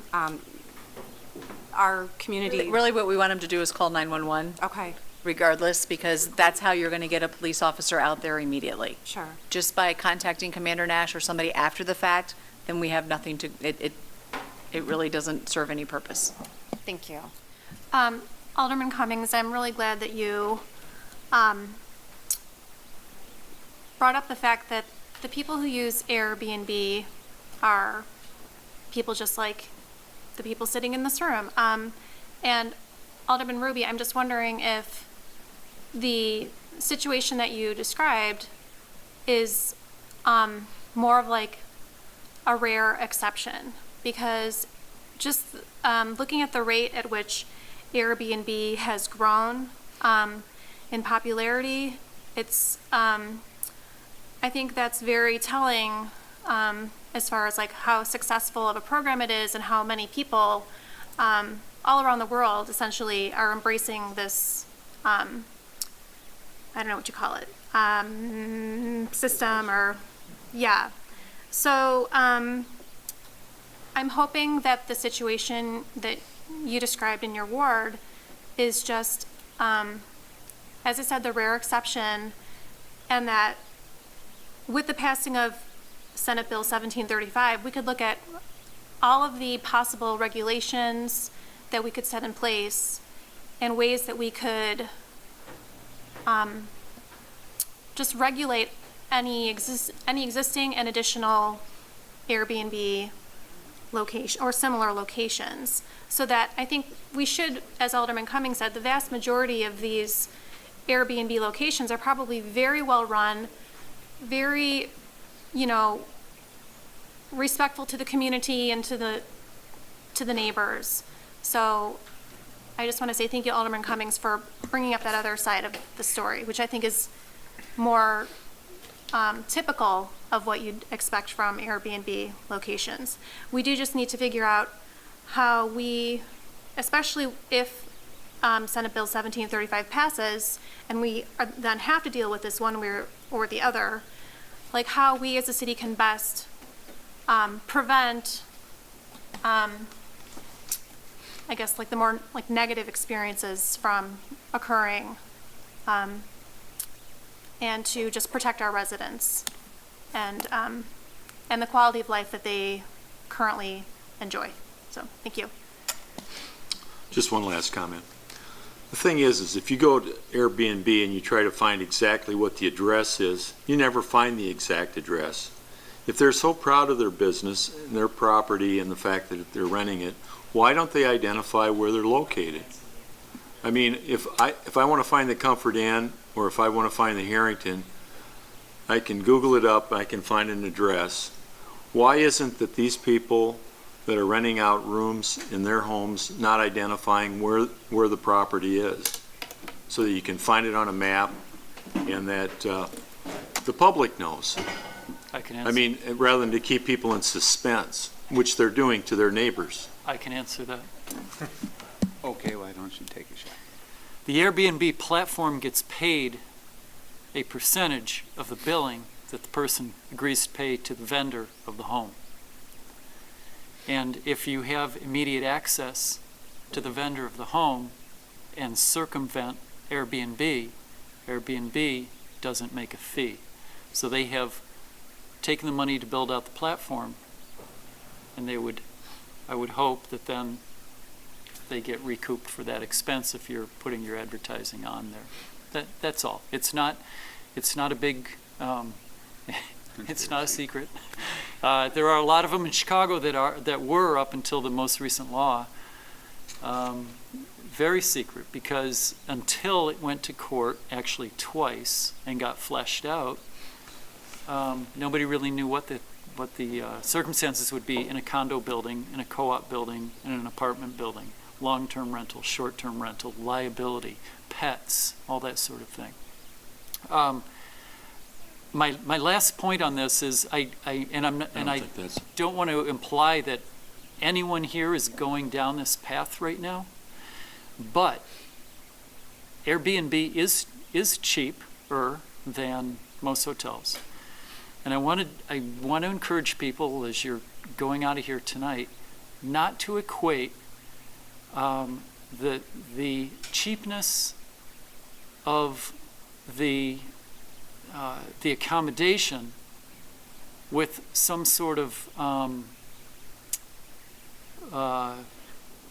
judgment of the person that takes that accommodation. In other words, the person that's staying somewhere that's $30 is not automatically a bad person. And I don't want to imply that anyone's going down that path, but as we move into this and as we talk about it, that's a worrisome path for me. And I just want to make sure that everyone's cognizant of that. Thank you. Alderman Marks. I guess my comments would be at this. If the state is really looking at Senate Bill 1735, I would kind of wait and see before staff spends a lot of time on it to what happens there. But in the meantime, I do have to agree with Alderman Kilberg. I don't think it's a bad idea if we can register them, so I would at least spend some time on that. So at least the fire and the police department know which houses we do have that are using this. So I would recommend, and let everybody toss it out, just to trying to tie this up, is A, let's look if we can get them to register now to find that out, and B, then let's really watch Senate Bill 1735. And if something doesn't happen in the veto section, then let's revisit it and see what we can do. But, thank you. You know, to Alderman Cummings' point, then Airbnb should be prepared to provide municipalities like ours with where those addresses are. They may not want to put them out to the public, but they should give them to municipalities so that police and fire protection knows where those addresses are. I mean, if a municipality would go to Airbnb and said, give us the addresses of, and again, confidentially, what? City of Chicago, Stephanie can look that up. Well, I'm just saying, why not? In other words, if it's taken in confidence in the fact that the fire and the police department knows where these locations are, and if they give it to a public body, I think that would be appropriate. Well, as long as you ask me, these days, Microphone. These days, any government entity, any going in and asking any corporate entity for any information because they want to further a cause, I wouldn't blame them for saying no. I think it will be not difficult for us to find the 9 properties. I think most of us, the 10 people plus in this room, if you looked at the photos, on the Airbnbs that were available in Geneva, one of the people in this room would say, wait a minute, that's my backyard. That was taken from the house right over here. At some point, you're going to recognize where they are. And as we move down that road, so we flesh that out too. Register this year, it's $50. Circumvent our process, it's 50 plus 150. There's ways around that without us going to Airbnb and saying, give me your list of all your properties, people have been there. I mean, thank you. Okay. Any other comment from the dais? Does anybody know if there is record of the guest name who stays at the property? We do not. Okay. I mean, I don't know whether Airbnb keeps a list. I don't know whether the property owner does, but That was another really big concern that was voiced to me in my ward was the number of people and the turnover, the frequency of the turnover, and just the volume of people that are in this home. And if anything were to happen, that they have no idea who is staying there. So just sharing a concern. Thank you. All right, audience, anybody, any comments, questions? Your hand was first, you guys are next. Good evening. I'm Brian Nord. I live at 122 North 4th Street.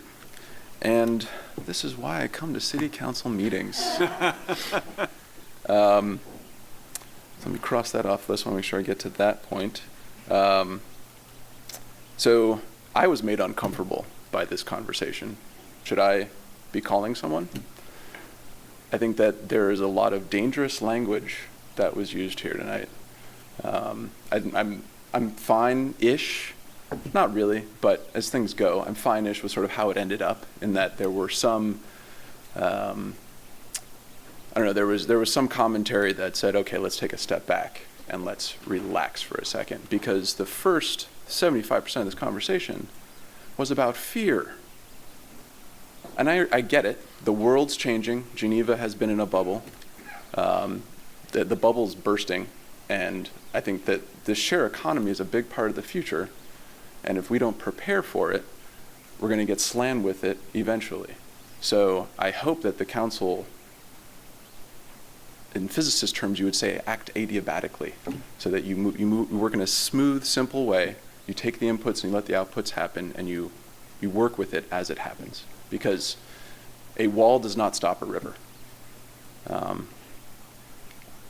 Some of the things that I heard that I want to point out that I think we should be careful of. The idea of changing the character of the community. I've heard this a lot in this city, and I've heard it a lot in this room. What's wrong with character changing? Like, character means a lot of different things in colloquial terms or in dictionary definition terms, but character can change in a good way. And I understand that people moved here maybe because they wanted a residential area where they wouldn't have a disrupted life. You can move somewhere for that, but eventually things are going to catch up with you. Eventually the world is going to change around you. You're not going to be able to stay in that mode of living.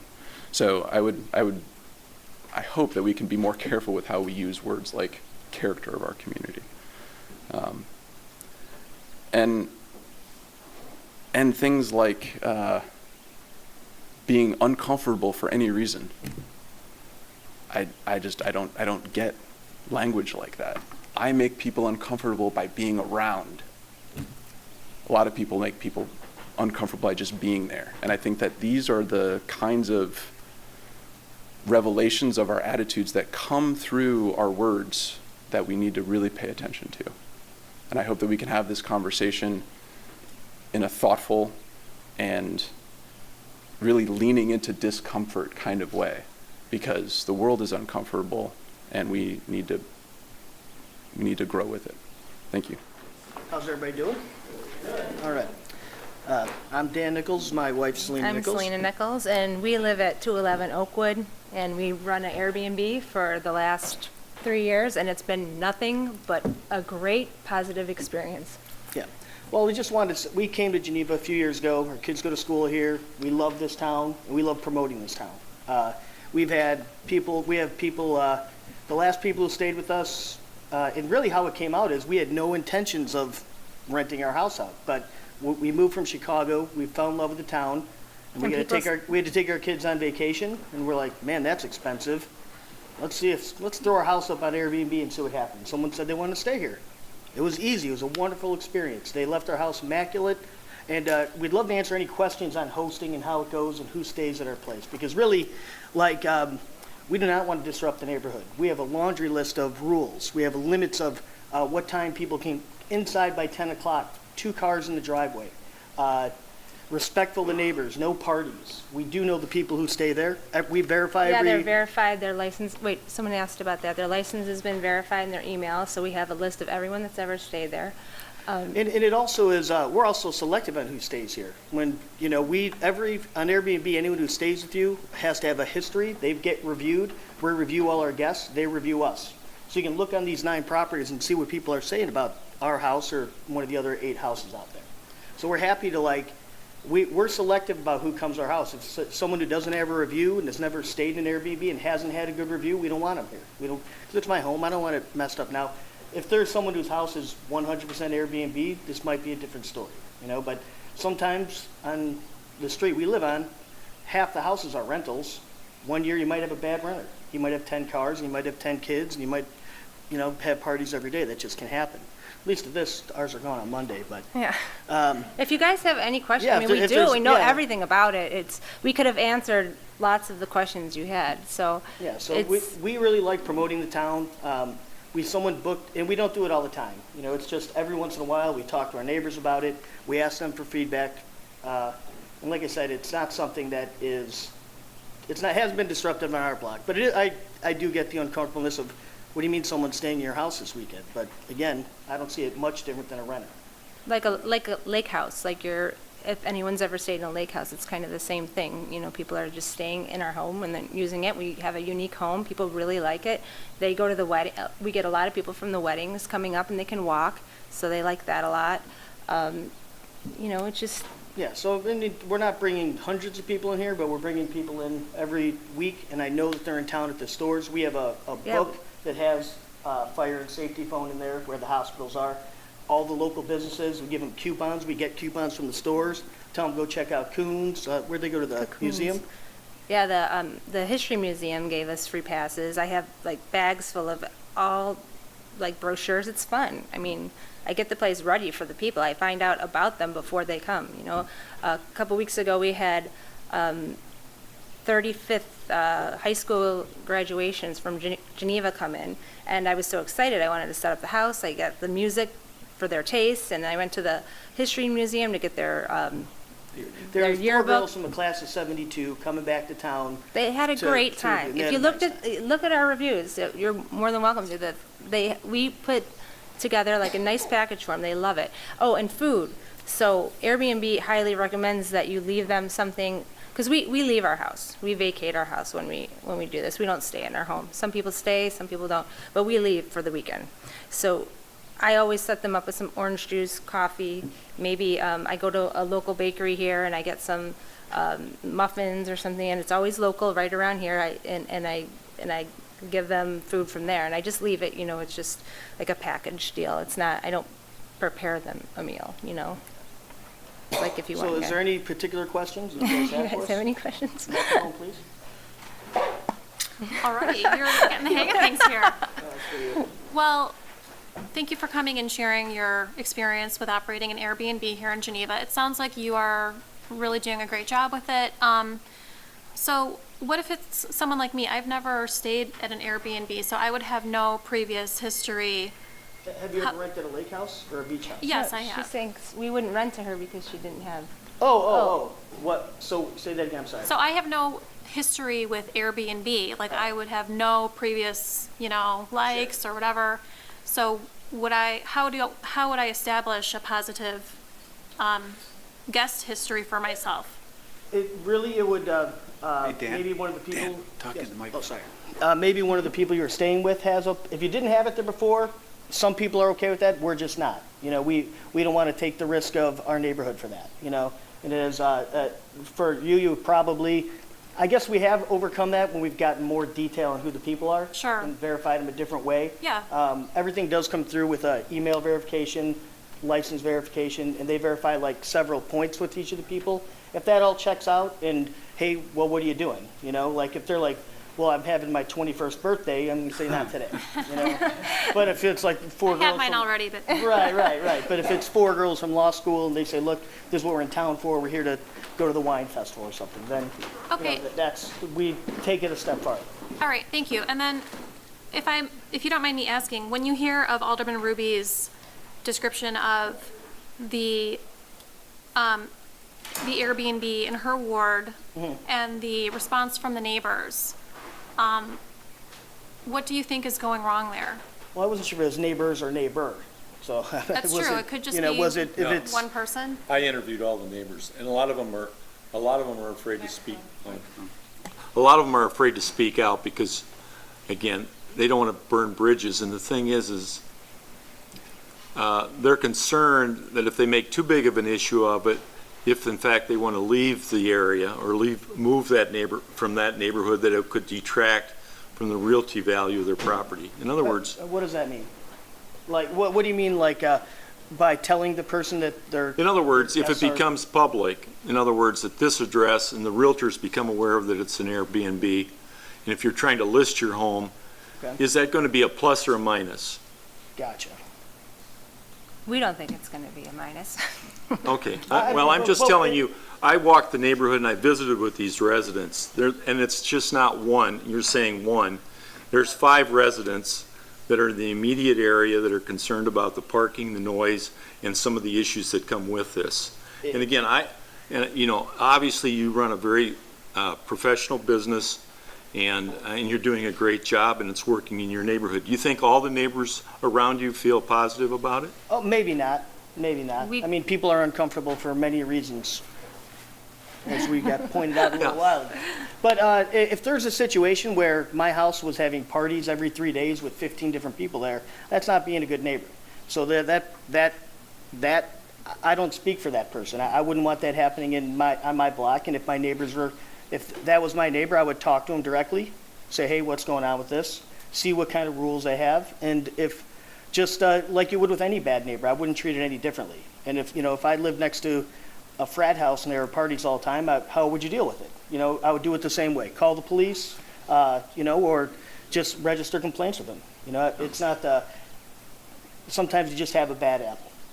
But I would say that most of, that's not what Airbnb promotes, that is for sure. They're not trying to get as many turnovers and things like that. They want this to be a positive experience.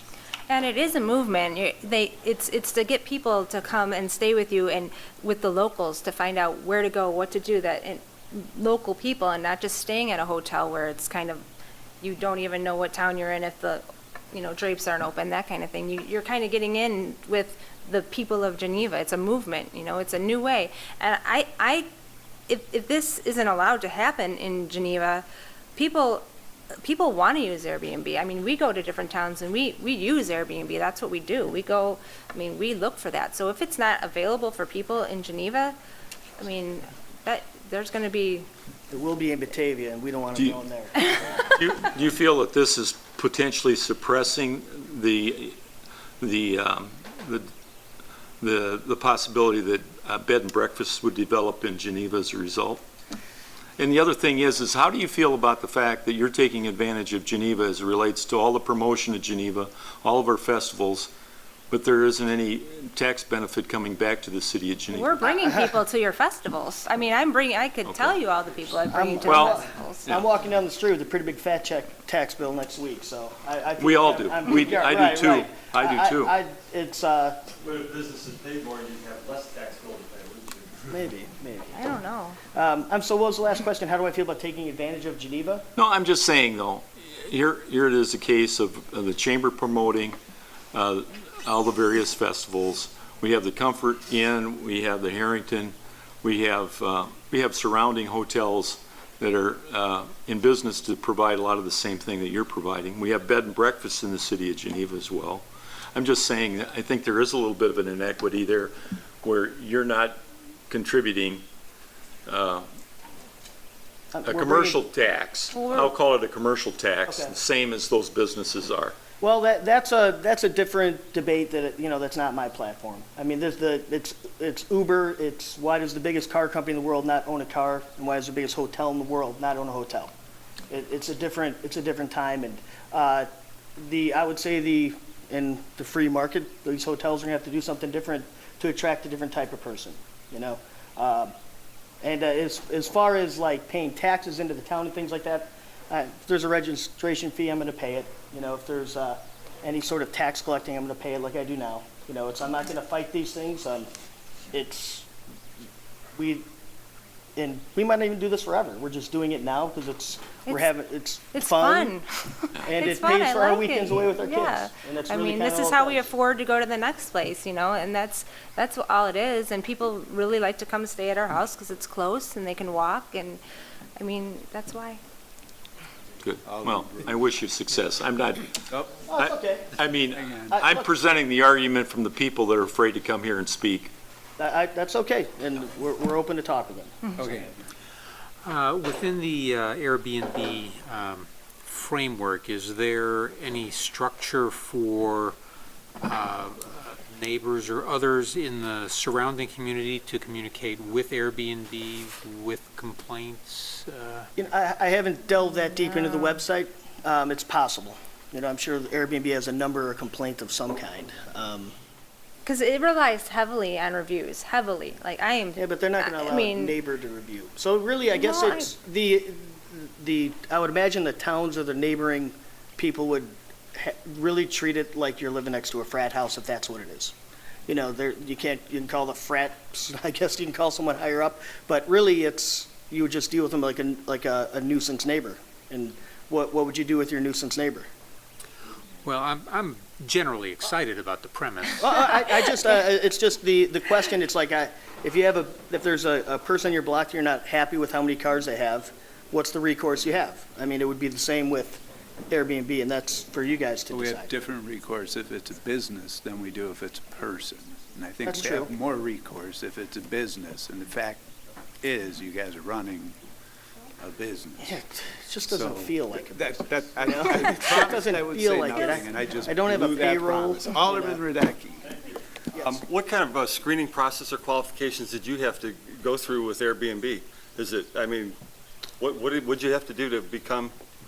It's 3 years ago. There's probably not much of a limit to entry.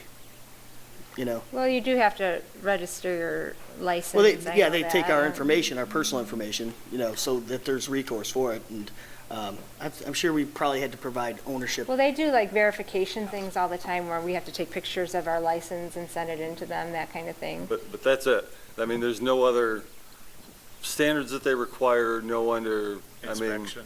Well, we do have to write down all of our our smoke detectors, and if we have them and how many we have. You can see that on the listing, when you look at the listing, how many we have. And where our first aid kits and fire extinguishers, you have to put that all on if you have it.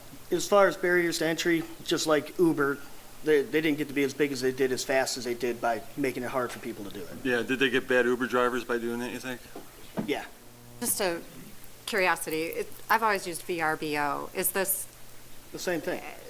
so Most why houses the on- second platform? Just Most are on both, just Okay. competition. We don't list on VRBO, but many rental properties, you'll see them on both Okay. sites. And the only reason we didn't go with that is because when we were deciding to do this, you had to pay for them. Okay. And only, I think, not that much to list your property, and we weren't sure about it. We didn't really know if is this gonna be something we're gonna do? We don't know, let's just put it up there and see what Okay. happens. And quite honestly, I feel like Airbnb is just exploded now. I mean, it's, If there was a lot of barriers to entry, we probably wouldn't have done it. So I was Right. glad that it was open and gave us that opportunity because we've enjoyed it.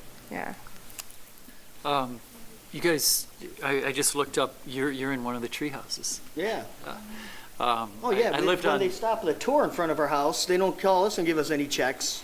Yeah, I mean, During they the just, Swedish there's a days, tour they stop just and going. they'd say, "Oh, look at this property." I don't remember anybody so right stopping by up and the street saying, from you, on the other "Registering side of with the me." street is someone else who's doing Airbnb and short and long-term rental too. In answer to Alderman McGowan's question you know, you can't get a job till you have experience, you can't get experience till you have a job, and around you go. I believe at the very first Airbnb that we did, I just opened up social media. Said, all right, I'll friend you on Facebook. You can see 6 years worth of stuff here. You can see who my friends are. You can look at my companies. I'm on there. Or you can, you know. And so at some point, like anything else, it's a little bit of a leap of faith, but there's so much information out there about people that you can find out pretty much in 10 minutes about somebody. Well, you know, if I may, I've done VRBO and HomeAway. I have not done Airbnb, so I am going to make a point of not booking at your house because I already live in Geneva, but I will. I'm going to try to find an Airbnb just so that I have the experience of staying at one, and not that it's really going to... You'll see no difference Yeah. between VRBO and Airbnb. There's not different clientele. It's just, you know, Uber and Lyft, Sure. I guess. But if you request us, we'll, you know, your name now, yeah. even without a review. And thank you for sharing, again, your experience. And I would say that if in the future we ever needed, or we wanted to host a little workshop for people that were interested in having a Sure. Airbnb, I think you two would be a wonderful resource to have to come and talk to people and share your experience. So I hope you'll consider Thank that you. if you're asked. We're real close. Thank you. Yeah, you'll When know you're where to home. find me now. In your home. Is that it? Yeah, anything else? Oh, So I've done VRBO too, everyone's. a lot of times, but usually large condo structures where there's a whole lot of rules and regulations, and included in your fee is a housekeeper that comes in on Sunday, and because these are, and there's a lot of residents on site who are quick to yell at kids who are running through the hallway, or if you leave water in the hallway or something. So I guess when I think of Airbnb, isn't it more built on, and Alderman Cummings, I mean, it seems more like the room concept to me than a VRBO where your condo, would you say you're the standard of, that actually you leave the property? You know, it's, 'Cause- I'd probably say there's a healthy mix of everything. You know, I think the most successful Airbnb is a guy's treehouse in his backyard in Schaumburg. Which led to the 8% tax that Schaumburg now collects. I was looking that up because of the treehouse. Right. But, so Airbnb wants it to be a unique, eclectic experience. So they promote that, and they really would prefer, I think their preference is to have people on site because they want them to give them the local feel. They really push the local communities. And that's why I think, kind of like Geneva, look, I grew up in Wooddale, she grew up in Hanover Park. We've been all over these towns. It's unique here, you know, and to think that it doesn't have a tourism value or people wouldn't want to come here is crazy. So, and that's really what Airbnb is really about, towns like this. But obviously Airbnb doesn't do any kind of licensing of its the people that participate. So say I live in a 100-year-old house. I have a basement finished in the 1980s. It has a bedroom down there. We don't use it as a bedroom because there's no egress window. You would be, a fire, you'd be stuck. Could I rent an Airbnb? Would Airbnb let me use that room? I wouldn't know. I wouldn't. That's one of the bylaws that I would check with them, you know. I mean, I wouldn't really want to answer to that, you know. I'm guessing they would, and they would probably say the ratings would sort me out, That's right? really what it is. Because If there's a house that's, getting $30 a night with 15 people there, I'm sure the reviews aren't that great. You could look at the reviews. Has anyone looked at the reviews for the house? Because Well, we don't want to just target Oh, that- I'm that sorry. place. I mean, I it's- just know she knows about it. Right. But if you look at the ratings, if it says there, you could see what kind of place it If is the people there. stay there, say it's nice, maybe it's a perception issue, you know? If they have a bunch of more good reviews than bad and say the host was great and they met us here and they were really nice and they did this, and this. Because I've stayed at not so good Airbnbs, and I mean, you have a place when you're reviewing your guests, you could put something up that only the guest sees or only the host sees. Like, this is, you know what, I'm going to say that everything was great, but you know what you need to do. You need to change this. So you can do that, and then you can say, or you can just say it was a horrible experience and don't stay there. I mean, that the electricity's flickering and, it's dirty. I mean, you can say you know. Right, so you'd get penalized for the basement They would bedroom, say that's that it right. was an unsafe My basement. issue, or though, something. is when you were talking, I'm thinking about this, Alderman Bruno and I have somebody in our ward who owns a building, renovating the building, wants to do an apartment for a family member in the basement. Can't because the distance from the floor to the window is too great for code, does not meet code. Then, so he's trying to work around, can I do some kind of, platform so if somebody could step up on, that's what I struggle with. And maybe that's just the sharing economy and that's Senate Bill what. 1735 is going to allow. I don't think that's what 1735 is trying to do. 1735 is trying to keep us from being able to regulate, I'm all right with That's what I, For life safety and other things. so maybe we would be able to, yeah. Again, that's the difference between a taxi and an Uber. I get in a taxi, I know it's somebody who's paid hundreds of thousands of dollars for a medallion or has a company that pays for that medallion. And Uber, I don't have that, so maybe that's, but it's hard to go back to someone in our ward who wants to put a basement apartment in and can't. But again, maybe it's just that's what I see sharing the economy quandary. is, It's valid. Yeah. It's valid. I wouldn't invest in a taxi company right now. No, right. Right. Right. All right, thank you. Thanks, everybody. All right, Thank thank you. you guys. So, to summarize, the times they are changing, I got that. Our response to that change is to wait and see what the state tells us about the latitude for responding that we have with SB 1735. In the meantime, we're going to look into whether or not we can require these businesses to register. I got it right? Awesome. Do you need anything else? Nope, that's it. Thank you. We've made it to new business. Does anybody have any new business for the committee? Anybody in the audience? Alderman McGowan. Okay, well, thank you, Chairman Maledra. I do want to mention just a follow-up from a few weeks ago. I did get a special sign for my house. It's a rainbow sign and it says "Got Love." And I just wanted to do my part to help with the church that was being vandalized near downtown Geneva. So just wanted to mention that.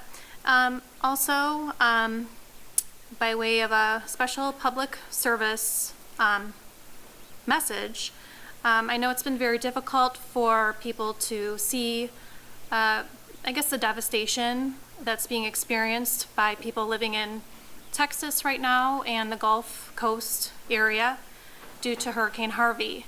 So I'm sure a lot of Geneva residents are thinking about how they can help.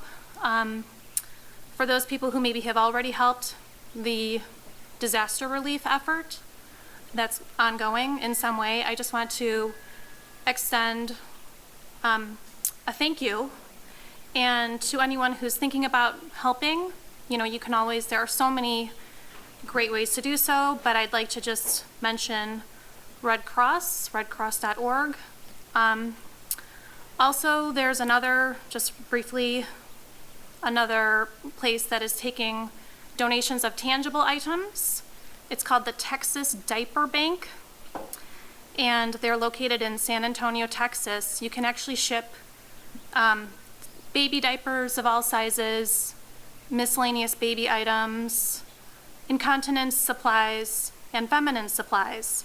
Their address, Texas Diaper Bank address is 5415 Bandera Road, Suite 504, San Antonio, Texas, 78238. Or they can be found online at texasdiaperbank.org. So thank you, I just wanted to mention that. Okay. Anybody else?